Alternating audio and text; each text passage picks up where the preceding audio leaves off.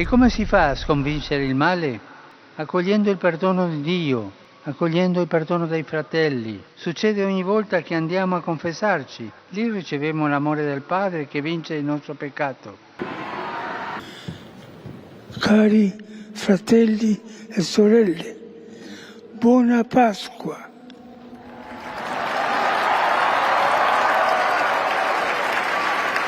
Chiede il maestro delle cerimonie di leggere il messaggio. Carissimi fratelli e sorelle, con profondo dolore devo annunciare la morte del nostro Santo Padre Francesco. Alle ore 7:35 di questa mattina, il Vescovo di Roma Francesco è tornato alla casa del Padre. In a moment that sent shockwaves through the global Christian community, Pope Francis, just days before his passing, reportedly made a haunting confession that has left believers and skeptics alike stunned. Known for his humility, progressive views, and tireless advocacy for peace and the environment, the pontiff's final message took an unexpected turn, one that hinted at looming global upheaval, spiritual crisis, and divine reckoning. As news of his words spread, churches across the world have been flooded with fear, confusion, and soul-searching, igniting a chaotic wave of speculation. Was the Pope warning us of an impending judgment? On Easter Sunday, April 20th, 2025, Pope Francis made a poignant appearance from the balcony of St. Peter's Basilica, delivering his final Urbi et Orbi blessing. Despite recovering from a serious illness, the 88-year-old pontiff addressed tens of thousands gathered in St. Peter's Square. Due to his frail health, his Easter message was read aloud by an aide. Overseas now to Rome and Easter services in Vatican City. The Pope making a short appearance with thousands gathering there in St. Peter's Square. ABC's Marcus Moore is there live this morning. Good morning, Marcus. Hey, Gio, good morning. You know, it's been a full week of events and ceremonies, all of it leading up to Easter Mass that just wrapped up a short time ago. You may be able to hear the band behind me here at the Vatican. Also, just moments ago, I think we have some video of this. Pope Francis, we saw him passing by in the Pope Mobile, where he greeted the thousands of faithful who have come from all over the world to be here at Vatican City and to celebrate Easter. This Easter address marked Pope Francis's final public appearance before his passing on April 21st, 2025. His unwavering commitment to peace and justice continues to inspire efforts toward reconciliation and humanitarian support in conflict zones worldwide. This morning, as worshipers across the world begin their Easter celebrations in Vatican City, crowds filling St. Peter's Square for Easter Mass and Urbi et Orbi, a papal blessing to the world.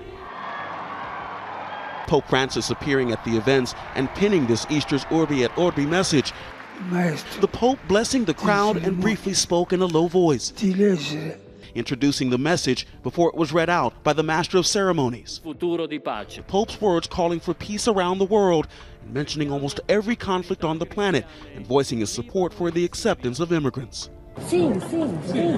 Saturday, the Pope also making a brief, unannounced appearance at St. Peter's Basilica, greeting the faithful and praying before the evening's Easter. Good morning. Waking up to the news that 88-year-old Pope Francis has died.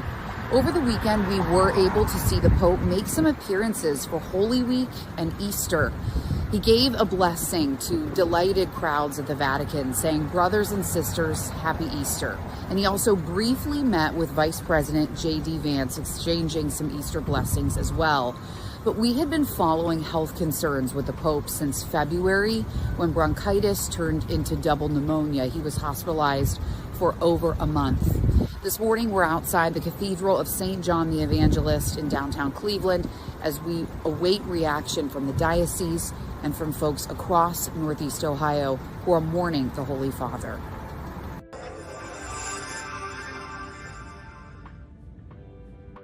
Pope Francis passed away due to complications from double pneumonia. Earlier in the year, he had been hospitalized with bronchitis, which eventually worsened into bilateral pneumonia, affecting both lungs. Although initial reports indicated signs of recovery, his condition declined rapidly. Despite receiving constant medical care and spiritual support, the Pope succumbed to the illness peacefully at his Vatican residence, Casa Santa Marta. His passing marked the end of a transformative papacy defined by humility, reform, and advocacy for the poor and marginalized. Pope Francis making these and other special appearances this past week after an extended battle with pneumonia. Doctors treating Pope Francis for weeks at Rome's Gemelli Hospital. Now, the Pope on the road to recovery this Easter Sunday as he continues his return to... The Vatican says that Pope Francis is being treated for double pneumonia after scans revealed the condition in both his lungs. The 88-year-old has been in hospital in Rome since last Friday. Church officials now describe his medical situation as a complex picture. The Vatican has asked for prayers for the Roman Catholic spiritual leader who's been the head of the church since 2013.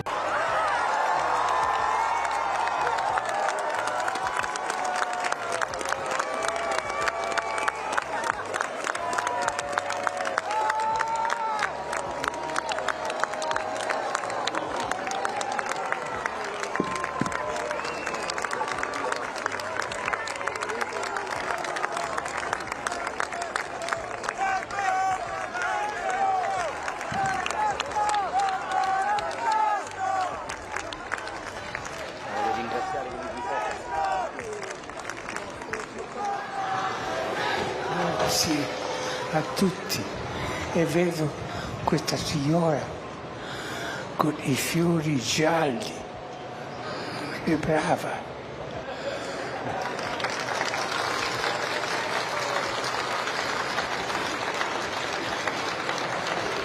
Pope Francis, born Jorge Mario Bergoglio in Buenos Aires in 1936. As the first Latin American and Jesuit pope, his 12-year papacy was marked by humility, social advocacy, and bold reforms. His leadership style and progressive stances often sparked both admiration and controversy within the Christian community. Pope Francis was a pope of firsts. He was the first pope to come from Latin America, the first to choose the name St. Francis of Assisi, and he was the first pope to come from the Jesuit order, a Catholic religious group known for its service to the marginalized. When Francis was elected, he was an outsider to Rome, and he quickly shook up the Vatican and church establishment. He was a disruptor who called on the church to return to its core mission, welcoming everyone, serving the poor, embracing humility. Francis himself adopted a simple lifestyle, refusing to live in the papal palace. But what did he actually achieve? Well, Francis issued landmark teachings on protecting the environment and working with other faiths. He was a tireless voice for peace, demanding the end to possession of nuclear weapons and abolishing the death penalty. And looking to the future, he called for a treaty to regulate the development of AI. He also shifted the church's approach on LGBTQ+ Catholics by offering blessings to same-sex couples. And he appointed women to senior positions in the Vatican. More than anything, however, Francis reformed the papacy. He was a people's pope who shunned the trappings of office and sought to mobilize all Catholics in the church's mission. Now it is up to the church's most senior figures, the cardinals, to decide who comes next. One thing is for sure, Francis' successor has big shoes to fill. A night of excitement and a night of firsts. 1.2 billion Catholics rejoice as the 266th Pope is chosen. And what a surprising choice it really was. Jorge Mario Bergoglio is his name. He's the former Archbishop of Buenos Aires. He's the first pontiff from the Americas, first Jesuit Pope, first non-European in almost 1,300 years. He's also Elected in 2013 following Pope Benedict XVI's resignation, Pope Francis chose his papal name in honor of St. Francis of Assisi, reflecting his deep empathy for the poor and commitment to humility. It was a moment of pure joy for them, of profound prayer, of the chance to witness history. Soon the square was packed with more than 100,000 rain-soaked people, their eyes turned upward in anticipation to the red-draped windows of the Loggia of St. Peter's, everyone waiting to see the new Pope. The Vatican band marched into cheers, followed by the Swiss Guards, the Pope's personal troop. And then French Cardinal Taurens stepped out to pronounce the ancient words. Habemus Papam. We have a Pope, but who Sancte Romani Ecclesiae Cardinalem Bergoglio. Jorge Murillo Bergoglio of Argentina waited in the wings, Vatican TV capturing the moments before he greeted the world under his new name. Pope Francis, the first of that name.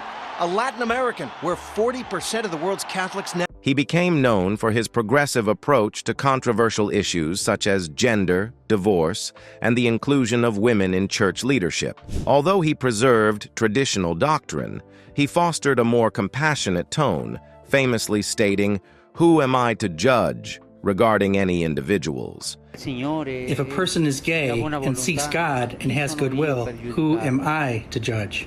It's the Pope saying something that no other Pope has said, not only in terms of the implications of that statement, but the very willingness to speak with such kind of spontaneity and ease on a grave matter to reporters at the... Ser homosexual no es un delito, es una condición humana. Somos todos hijos de Dios. Y Dios nos quiere como estamos y con la fuerza que luchamos cada uno por nuestra dignidad. El ser homosexual no es un delito. No es un delito. Sí, pero es pecado. Bueno, primero, distingamos pecado por delito. Pero también es pecado la falta de caridad con el prójimo. ¿Y vos cómo andás? The Vatican has announced a landmark ruling which will allow priests to bless same-sex couples under some circumstances. Pope Francis formally approved the ruling in a new document. It says Roman Catholic priests can administer blessings to same-sex couples as long as they're not part of a regular church ritual. The Vatican goes on to say that priests should decide the matter on a case-by-case basis, but that the blessings should not be confused with the sacrament of marriage. His papacy was also marked by a commitment to environmental causes, notably through his 2015 encyclical Laudato Si on climate change. He worked to address the Catholic Church's misconduct scandals, at times facing criticism for missteps, but also made historic reforms like defrocking a cardinal and promoting transparency. An advocate for interfaith dialogue, he became the first pope to visit Iraq and the Arab Gulf. With his modest lifestyle and use of social media, Francis was dubbed the world's parish priest, cherished for making Catholicism more accessible and humane. Pope Francis is on the ground in Iraq tonight, the first pontiff ever to visit that war-ravaged country. The Pope calling himself a pilgrim of peace for all the children of Abraham. But it's a high-risk visit during a pandemic, and with lingering conflict in the country, ABC's senior foreign correspondent Ian Pannell reports from Iraq. Tonight, Pope Francis in Iraq amid unprecedented security. Francis forgoing his usual Pope-mobile, instead protected by a huge cordon of heavily armed troops. Iraqis ignoring orders not to line the streets, instead coming out to cheer.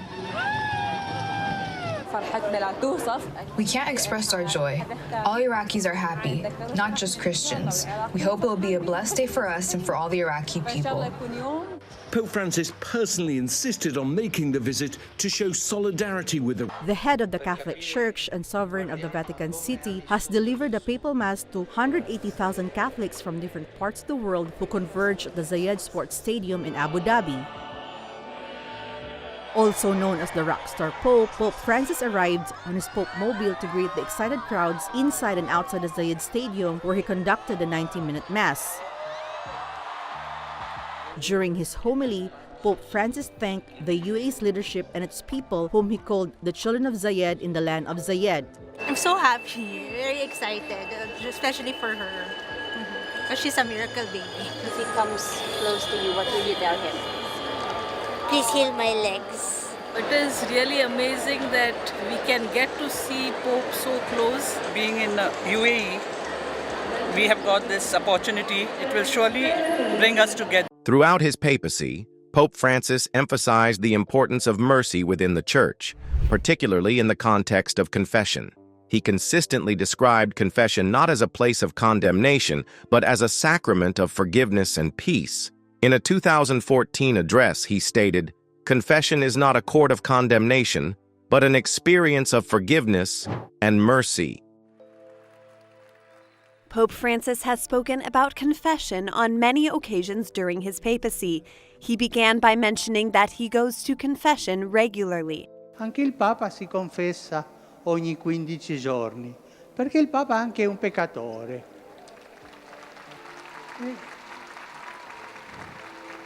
E il confessore sente le cose che io gli dico, mi consiglia e mi perdona, perché tutti abbiamo bisogno di questo perdono. He has not failed to demonstrate this need, especially during the penitential celebrations of Lent.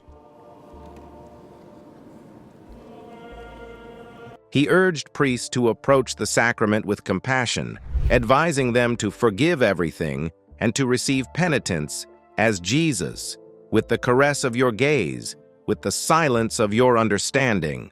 This pastoral approach aimed to make confession a healing experience, encouraging the faithful to seek reconciliation without fear. Confessions in St. Peter's, he encouraged penitents to overcome shame.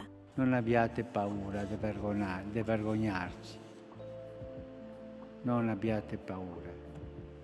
Quando proviamo vergogna, dobbiamo essere grati. Vuol dire che non accettiamo il male, e questo è buono. On the other hand, practicing Christians who are accustomed to going to confession are reminded that it is not a mere formality. Io vado, dico i miei peccati, il prete mi perdona, mi dà 3 Ave Maria da pregare e poi torno in pace. Tu non hai capito niente. In his 2023 apostolic exhortation, Laudat Deum, Pope Francis warned that the world was collapsing and may be nearing the breaking point. He emphasized that climate change is largely human-induced and called for urgent action to prevent irreversible damage to the planet. He criticized the structurally perverse global economic system that exploits the poor and contributes to environmental degradation. He also highlighted the disproportionate emissions of wealthier nations, particularly the United States, urging a shift towards more sustainable lifestyles. Cristo risorto e fonda il dono pasquale della pace sulla martoriata Ucraina e incoraggi tutti gli attori coinvolti a proseguire gli svolti volti a raggiungere una pace giusta e duratura. Honesty, courage and responsibility, 3 qualities the Pope says he wants everyone on earth to show in the battle against climate change. As he publishes a 192-page letter ostensibly to bishops in which he says humans are ruining their own home with global warming. For more, I'm joined from St. Peter's Square by our correspondent Philip Willen. Thanks very much for joining us. Philip, tell us a little bit more about what the Pope's been saying and why he's saying it now. Well, the Pope has tackled his critics head on. He's come out very clearly to say that climate change deniers are wrong, and the science shows that human activity is contributing to global warming. And he also comes out very strongly to say that we need not only to worry about nature and animals that we share the earth with, but also with we need to worry about the poor. Pope Francis consistently advocated for peace and condemned violence. In his final Easter message, he called for an end to conflicts in regions such as Gaza, the Sahel, and Sudan, and urged global disarmament and the release of prisoners. He emphasized the importance of solidarity and respect for all people, promoting a vision of humanity as a global family. The Pope, who only weeks ago was dangerously ill in hospital, surprised and delighted the crowd by taking an extended tour of St. Peter's Square in his Pope-mobile. The 88-year-old had been suffering from double pneumonia, and at one point his doctors feared he was about to die. Earlier he blessed the crowd. He still struggles with his speech. Cari fratelli e sorelle, buona Pasqua. Happy Easter, he said. His full Easter message was read out by a senior cardinal, and there was a particular focus on the war on Gaza. I think of the people of Gaza and its Christian community in particular, where the terrible conflict continues to cause death and destruction and to create a dramatic and deplorable humanitarian situation. On Easter Sunday, April 20th, 2025, Pope Francis made a poignant appearance at the Vatican, delivering a heartfelt appeal for peace amid the ongoing conflict in Gaza. Despite recovering from a severe bout of pneumonia, the 88-year-old pontiff addressed tens of thousands gathered in St. Peter's Square, emphasizing the urgency of a ceasefire and humanitarian aid. In his message, read aloud by an aide due to his frail health, Pope Francis stated, "I appeal once again for an immediate ceasefire in the Gaza Strip, for the release of the hostages, and for access to humanitarian aid." The Pope, who only weeks ago was dangerously ill in hospital, surprised and delighted the crowd by taking an extended tour of St. Peter's Square in his Pope-mobile. The 88-year-old had been suffering from double pneumonia, and at one point his doctors feared he was about to die. Earlier he blessed the crowd. He still struggles with his speech. Cari fratelli e sorelle. Buona Pasqua. Happy Easter, he said. His full Easter message was read out by a senior cardinal, and there was a particular focus on the war on Gaza. I think of the people of Gaza and its Christian community in particular, where the terrible conflict continues to cause death and destruction and to create a dramatic and deplorable humanitarian situation. Pope Francis's tragic incident elicited a wide range of reactions within the Christian community. Supporters lauded his efforts to modernize the church and make it more inclusive, while critics expressed concern over perceived deviations from traditional doctrine. His progressive stances on issues like LGBTQ plus inclusion, environmental stewardship, and economic inequality sparked both admiration and controversy. Pope Francis marked the new year at the Vatican. Worshippers joined him for a massive Thanksgiving at St. Peter's Basilica. And later, he delivered a New Year message on the church's World Day of Peace. He prayed for an end to war, an end to epidemics, and he called on the world to combat slavery and human trafficking. Let's go now to our senior Vatican analyst, John Allen in Rome. And John, first, what is the significance of this address and this day to the church? Not just the first day of the new year, but a day of peace. We certainly heard that from Pope Francis today. We heard him saying repeatedly over and over again that peace is possible, peace is always possible, and he added that prayer is at the root of peace. Now, for this World Day of Peace, the Pope devoted his traditional message, which was released by the Vatican in early December, to the fight against human trafficking and modern slavery. And we heard that theme again from him today, talking about how we are all called to join the fight against human slavery. Despite facing scandals, including responses to misconduct cases and contentious internal church politics, Francis maintained a candid, often unpredictable leadership style. His legacy is marked by efforts to modernize the church while navigating deep theological divides.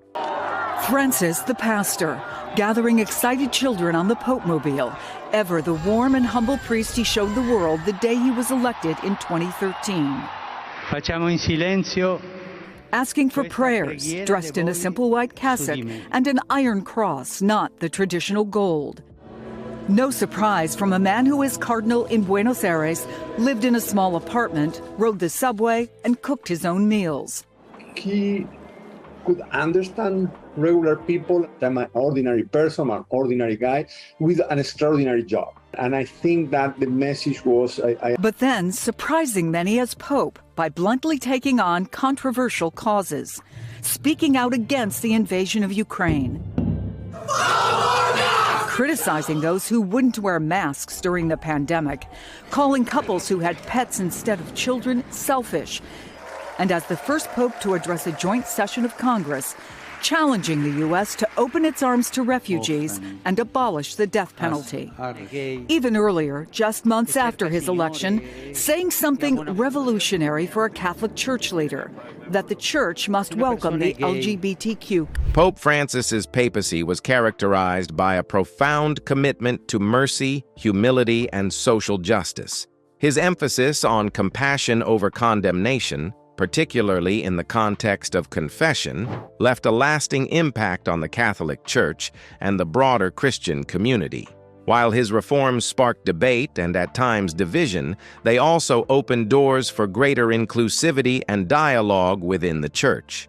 As the Church moves forward, Pope Francis's legacy will continue to influence discussions on faith, morality, and the role of the Church in the modern world. And The Advocate named Francis their Person of the Year. He made the cover of Rolling Stone, Fortune's list of the most powerful people in the world. And he was the first, as pontiff, to have an Instagram account, gaining 1 million followers in the first 12 hours. He came into the church at a time in which there was tremendous crisis, both internally and externally, in terms of its reputation. And he, in a sense, rebranded the Catholic Church. At a time when the church really needed a facelift, he provided it. How do you feel about Pope Francis's final message and the legacy he leaves behind? Share your thoughts, prayers, and memories in the comments below.